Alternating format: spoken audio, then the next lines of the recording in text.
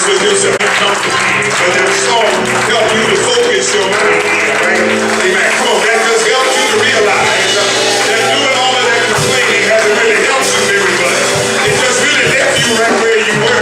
We can complain about our problems, our circumstance, our situation, all that we want, but complaining doesn't really solve anything, does it? It just gets somebody else to come to your pity party and join in with you. If you get 2 or 3 people together who don't want to do nothing but complain, you can have quite a party of folk who will complain and complain and complain and complain. But in all of that complaining, there's nobody has a solution. Nobody has a way out. They just like telling one another about all of their problems. We all got problems. Everybody in the room got something they're going through. Everybody in here has something they wish were different in their life, but complaining, it can go get it done. What we ought to do is turn around and tell the Lord, thank you for giving me another day of living. Thank you for bringing me safely. Thank you for waking me up this morning. Thank you for carrying me through. Thank you for showing me the way. Thank you. Good God, I heard somebody, Sister Angie, say something so crazy one day. Somebody said, actually, God, I thank you I got problems. Because having problems means I'm still alive. If I wasn't still alive, I wouldn't have any problem. As long as I live, trouble is no ride. It's a part of living. I like that song, I won't complain. When I look around and see, God, all that you have done, I won't complain. Amen, amen, amen. Somebody just said, hallelujah. Good God Almighty. I wonder if I might take this incredible opportunity to ask all of the soldiers, all of the veterans in the room to please stand. Amen, that we might acknowledge you and say a welcome to all of you. Thank you for your service. Thank you for all that you have done and continue to do. Amen. Amen. You may be seated, praise God, in this place. I wonder if you might come on and go with me now. Joshua, chapter 1. Soldiers, I'm going to bite just a little bit off of y'all's weekend, if that's all right to preach the word today. Joshua, chapter 1, beginning at verse number 7.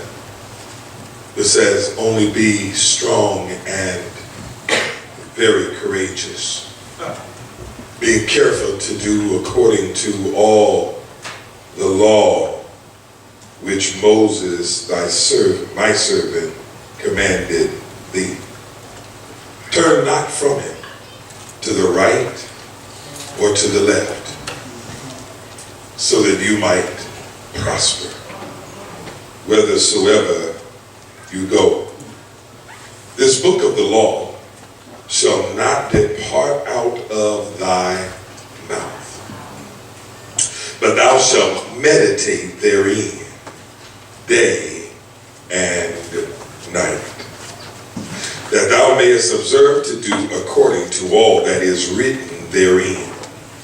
For then thou shalt make thy way prosperous, and then shalt thou have good success. We want to use as a subject this morning for just a few quick moments, a soldier's pledge. A soldier's pledge. The truth of the matter is that we take many pledges in our lives. Is that correct? As children, we learn the Pledge of Allegiance to our country. Our police officers are supposed to take a pledge to protect and serve the citizenry of our community. Our doctors take a pledge called the Hippocratic Oath to uphold ethical medical practices. Our judges, our senators, our governors, and even the President of the United States pledge to uphold the Constitution of our country. Amen? Couples pledge to love and honor one another. And our military soldiers pledge to defend us against all enemies, foreign and domestic. Yeah. The purpose of a pledge then is to clearly define the basic requirements of the position and to charge the inductee to be obedient. Is that all right? In our text today, watch this somebody, God is outlining his concise charge to Joshua and to the Israelites following the death of their leader, Moses. They've been wandering around out in the desert for 40 years, going around and around in circles, searching for the promised land. But now that they're right on the cusp of the promised land, just on the other side of the river, Moses, God's servant and leader of the children of Israel, is now dead. Moses, who had been the prophet and the constructive genius of their wilderness excursion, is now dead. Moses, the one who had been in touch with God and who had been the one who had held the Israelites together, is now dead. Moses, the one they had looked to every time they got in trouble, is now dead. Moses, the one who had been their inspiration in dark days, is now dead. And God has selected Joshua to be the one to take his place. Joshua has now been tasked to be the leader, but Lord have mercy, Joshua is no Moses. See, Joshua just a plain man.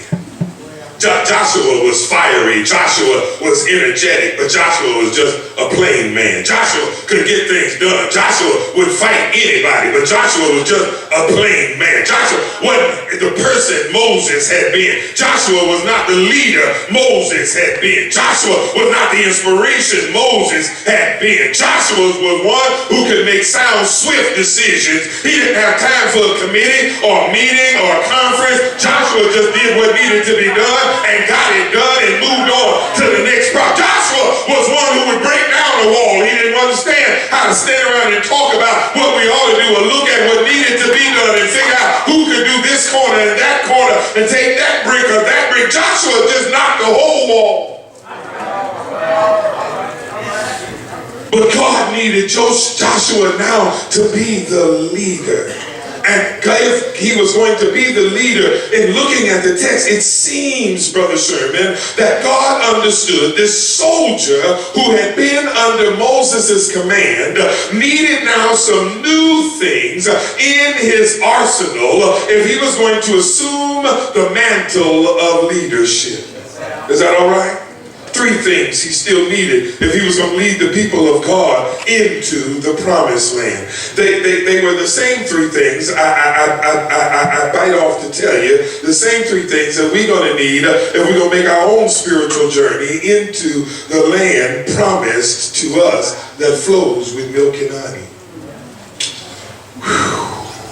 Therefore, God took the time to put Joshua through basic training. Joshua said, the Lord said to Joshua, look boy, if you're going to lead, you got to learn how to follow. If you're going to lead, you're going to need to learn how to slow down sometime and wait on me. Good God, man. So if you're going to lead, you're going to have to learn how to be a good soldier.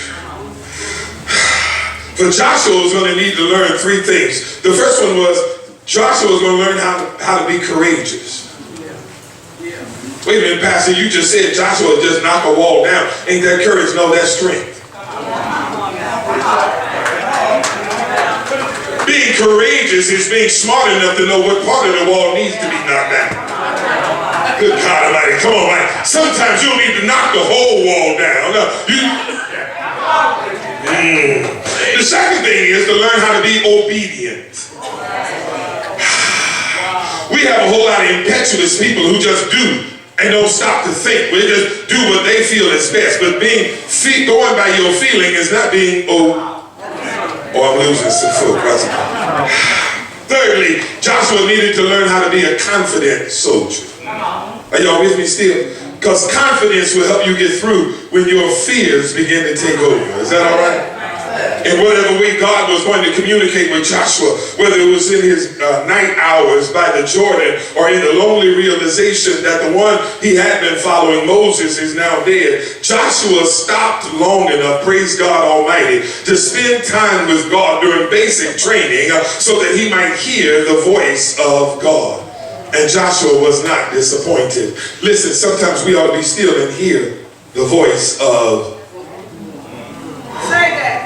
Maybe I forgot to tell you, all of y'all are soldiers, all of y'all are in the army of the Lord, and maybe one of the problems that's happening in your life is you refuse to be still long enough to hear what thus saith. Come on, church, put this in your pocketbook of knowledge. If you take time to listen, the Lord will speak. See, with all of our complaining and all of our whining and all of our talking about our issues and problems, sometimes what we ought to do is shut up. Can I put it that way? Is that all right? Sometimes we need to just shut up and let God speak, because maybe God is working on something that you can't see. Maybe God is working in a way that you don't understand. Maybe God is getting ready to work something out so that the end will be better than it was in before. Maybe if you just let things be and let God deal with and listen to God when he tells you to just be still and rest. I'm going to go ahead and preach. Is that all right? I'm going to stick to the text. If I get off the paper, I'm going to get in trouble, man. In our text, the first thing that God tells Joshua is, Joshua, you need to have courageous strength.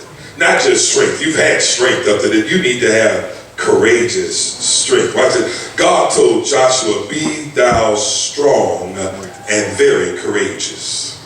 In this day and age, I understand, when we think of a formula for success, these virtues find themselves way down on the list now. We don't think of courage and strength as something we need to be successful. Maybe for a wrestler or a boxer, they need that. But if you ask the accountant, that won't be on his list. If you ask the businessman, that's not going to be on their list. If you ask the doctor, that's not going to be on her list. Or the lawyer, that's not going to be an important virtue on their list. But I doubt courageous strength would be anywhere on most of our lists of things that we need in order to be successful. For most of us, if we want to be successful, the first thing that pops out of our mouth is money.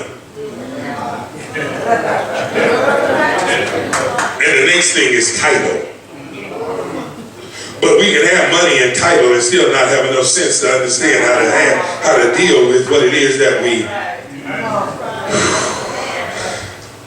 But what's this? But doesn't all of life's conflicts require courageous strength? Think about it. The mother whose child is born premature needs courageous strength that few wrestlers has ever known. A father who loses his job in the middle of an economic downturn needs courageous strength that few millionaires have ever had to face. All of us find ourselves at one time or another in the midst of a conflict in our lives that's going to take courageous strength if we're going to get through it. You can't always use brute strength. Sometimes we need courageous strength. Courageous strength knows that there's times when you just have to be still and wait on God. Courageous strength understand that there are times in the midst of your living where you need to take a couple of steps back before you can take another step forward. Courageous strength understands that sometimes you don't know it all and you don't understand the whole of the circumstance and situation, or maybe it's something that's beyond your understanding completely, and all you really need to do is just sit still and wait on God to move. And to wait on God to move takes courageous strength. They tell me a story of a soldier who's out in the field, and oftentimes they can hear the enemy off in a distance and they want to rush over and take care of the situation. But the leader has to have enough courageous strength to tell the soldier to mark time right where you are and wait until the right time. There you go, right time. Courageous strength. Joshua, if you're going to lead the people of Israel, you need courageous strength. I stopped by to tell somebody this morning, Christians today especially need courageous strength. For we have an obligation to our profession as soldiers of the cross to take a part in the great campaign against every sin that so easily beset us. Yeah, it's our duty to fight against the force that daily grinds mankind into servants of Satan. It's our job to battle against the forces that the enemy sends into the world. Not for us to sit back and purse our lips and shake our heads and be upset about what's going on in the world, but to get busy affecting those who are within the realm or the sphere of our influence. And we can't rush in all the time and tell everybody, pull your pants up or pull your skirt down. Sometimes we need to hold our position sometimes and mark time and let them see a sermon rather than us trying to preach one. Come on, I get some help in here. Instead of throwing scripture at somebody, maybe you ought to live a scripture. When you want to preach, maybe you need to just mark time for a while and allow them to see in your own living that you have the ability to be victorious and not be depressed and not be broken down and not be all discombobulated about every situation in your own life. How you going to tell somebody to stand and trust the Lord when you full of fear yourself?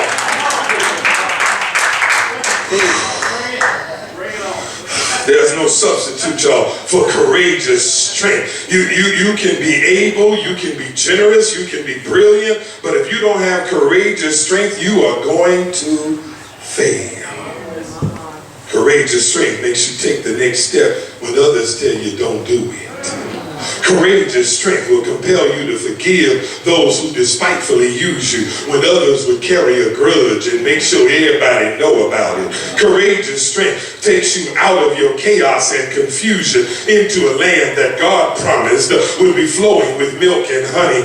Courageous strength will put you in a place where you'll be standing by a placid river while everybody else is in the midst of the valley in chaos. Courageous strength will make you stand by yourself while everybody else is following after the crowd. Courageous strength will make you stand out in the midst of the group that you've been hanging with. Allow me, if you don't mind, a sidestep here, because we too often are looking for the wrong thing when we ought to be looking for God to lead, and that takes courageous.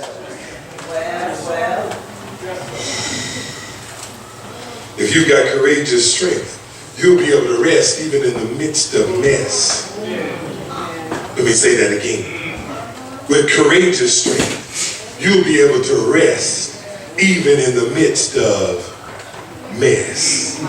Why? Because you know whose you are. And as long as you know whose you are, you'll be able to stand because you know you're not by yourself. Watch this, Brother Frank. When you were a soldier, you knew it wasn't just you out on the battlefield. Good God Almighty, if you had to go up against the enemy all by yourself, you would have been terrified. But when you look behind you and there are a band of brothers, when you look behind you and there's a whole battalion who are standing right with you, when you look to your left and your right and there's somebody there, somebody said, I don't know who it was, but somebody said, surely his goodness and mercy will follow me. Somebody said, God is my battle. And somebody said, he'll be my strength on my right side. Good God Almighty, when you know, David put it this way. David said, the Lord is the strength of my life. Whom shall I be afraid of? Isaiah said, the Lord Jehovah is my strength and my song. He has also become my salvation. Jeremiah was able to stand and cry, oh Lord, my strength and my fortress and my refuge in the day of my affliction. Those were individuals who had courageous strength. And if Joshua was going to be the leader God needed him to be, Joshua needed courageous strength. If he was going to lead these headstrong group of Hebrews, he was going to need courageous strength. Amen. Somebody told me this weekend that strength is a soldier's duty. Wow. Turn and tell your neighbor strength is not an option. Secondly, God calls for Joshua to be obedient. Oh, I'm about to lose some food now. Obedient. God says that thou mayest observe to do all according to all of the law, which Moses my servant commanded thee. Watch this. Turn not from it to the left hand or to the right, that thou mayest prosper whithersoever thou goest. This book of the law shall not depart out of thy mouth, but thou shalt meditate therein day and night, that thou mayest observe to do according to all that is written therein. Hold up, wait a second, wait a minute, Pastor. Did that just say you ought to read the word and know the word? Come on, let's. Notice that God did not tell Joshua to write a whole new set of laws. Notice that he didn't tell Joshua, you the leader now, come up with a new set that you want them to follow and we'll go a new direction. No, he said, remember the law that I gave to Moses? That's the law we're going to keep. He didn't tell Joshua, throw the baby out with the bath. He didn't tell Joshua, go in and drain the swamp when you get to Washington, D.C. and then put new alligators in the swamp.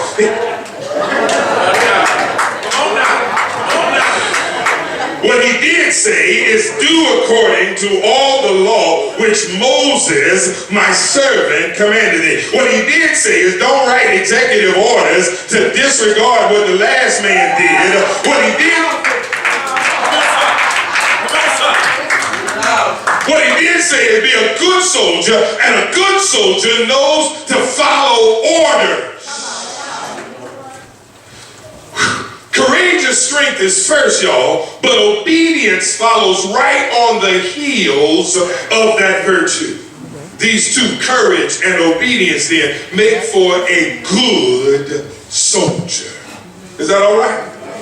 The point of obedience is to keep us focused on absolute acceptance of God's will.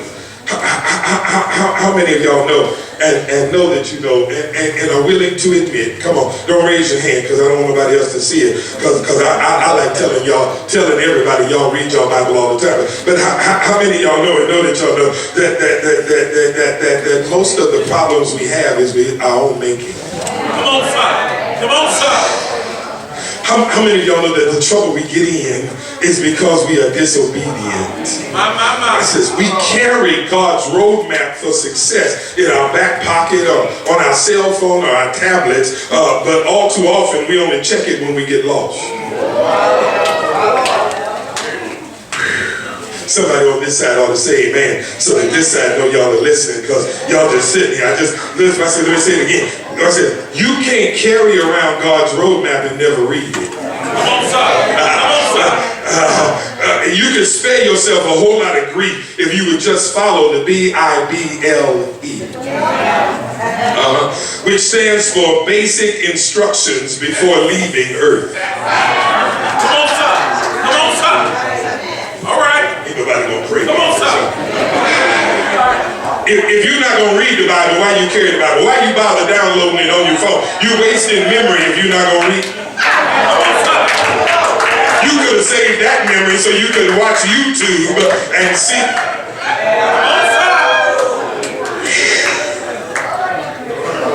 For the Christian soldier, God's laws are his marching orders. We don't take our orders from the lips of men and women. We take our orders from the captain of our salvation. And we stand at our post like sentinels wherever God assigns us to be. No matter what happens in life, we just keep right on marching. We keep standing. We keep holding our post. We are called, watch this somebody, to be unmovable and unbending unless and until God gives us a new command. You're to keep marching and holding the place that God gave you to hold until he tells you forward march. You're to keep marching right there where you are until God says it's time to move and conquer a new location. Even if 1,000 individuals come upon you and tell you to flee, you're supposed to remain steadfast, unmovable, always abounding in the work of the Lord. Is that all right? And be sure to take your strength with you. Because if you're going to be a bold Christian, if you're going to be a bold Christian, you're going to need some strength. Otherwise, you're going to be frightened out of your post. Okay, let's get to the third one. I said, third, God calls Joshua to be confident of success. This is my favorite one, Sister Sonia, because this is the one that helps most of us be able to keep on going from one day to the next. You got to be confident of success. Amen. Watch this. Tell your neighbor, you got to be confident of success. God told Joshua, if you are courageous and obedient, then thou shalt make thy way prosperous, and then thou shalt have, watch this, good success. Notice that courage and obedience come before prosperity and success. Mankind gets this one wrong all the time when we think that money or fame or popularity are at the root of our success. Beware, my brothers and sisters, of that shaky foundation, because that stuff only lasts for a little while. But sure victory, the kind of victory that lasts, can only come by following the directions of the leader. And our leader is God. You have to be careful following after the word. What the world says is the definition of success. The reason is because they keep changing the level from one day to the next. I've listened for the past couple of weeks to the Republicans trying to move the bar up and down as to what is a good part of the tax code that's supposed to help us be more successful. When in reality what they're trying to do is a shell game so they can move all of the money up to their buddies, their friends, and their constituents in the top 1%, because all of the individuals that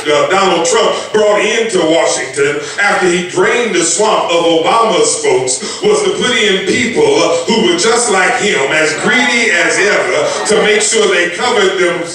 Am I still in the sermon?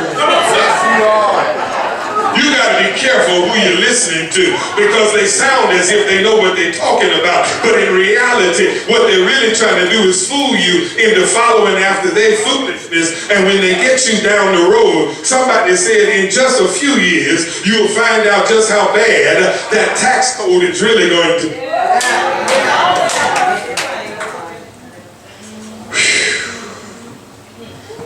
Listen, I want to tell my politician friends sometimes, you can be successful in politics, but what happens when you finally get voted out?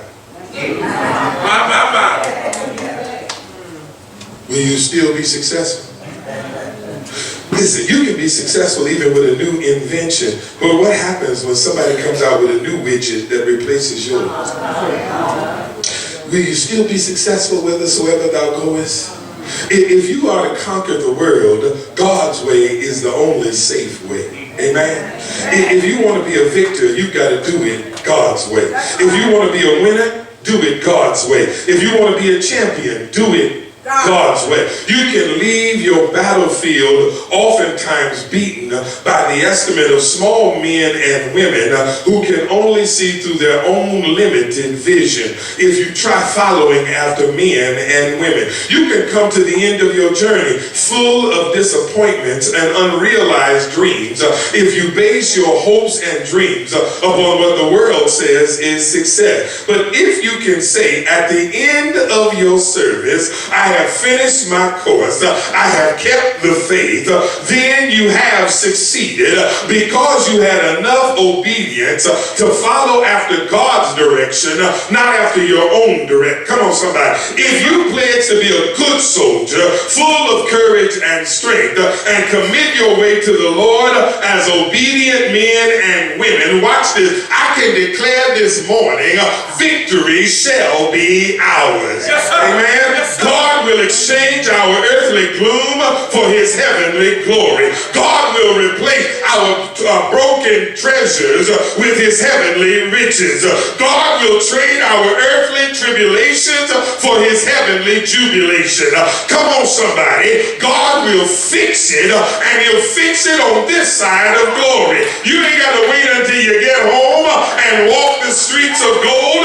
He can fix it over here. But you've got to take the pledge and follow the directions of your commander-in-chief. And I don't know about you, but I know that's what they call him. But Donald Trump is not my commander-in-chief. He's the commander of the army.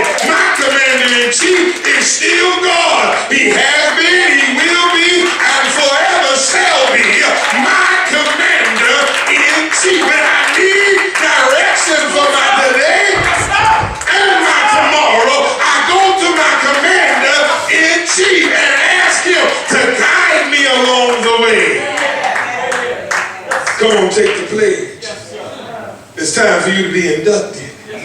If you haven't already, get ready, put your armor on, and be a soldier for the Lord.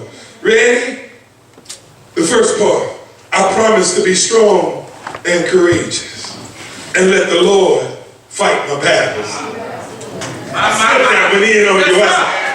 promise to be strong and courageous, which means I'm going to have enough sense with my strength to let the Lord fight my battles. The second thing is I promise to follow the God's law and not turn to the right or the left, but to meditate on his word day and night. I promise to endure hardship as a good soldier in anticipation of his glory. I promise to carry the cross with boldness and bravery and to fight the good fight and finish my course. And when this battle is over, and when I have done all that I can do, and when I have taken my last step, and when I have fought my last battle, and when the trumpet shall sound and victory shall be mine, I'll be able to walk on over into glory and declare I've done the best that I could. I followed my commander all the way through the battle, and now that I'm on the end of the test, hallelujah, I can receive my crown. I like how over in glory, I don't get a medal. They don't pin a medal on my chest that I can walk around and brag about to everybody else. They don't put bars on my shoulder so that others can see the rank I have attained. But when I get over there, God calls me to step forward, places a crown on my head that will never tarnish and never blemish, places a crown on my head that is not up to anybody else to decide whether or not I was worthy. Places a crown on my head that signifies I was a good soldier and made it all the way through. Is that all right? Come on, let us stand. Hallelujah.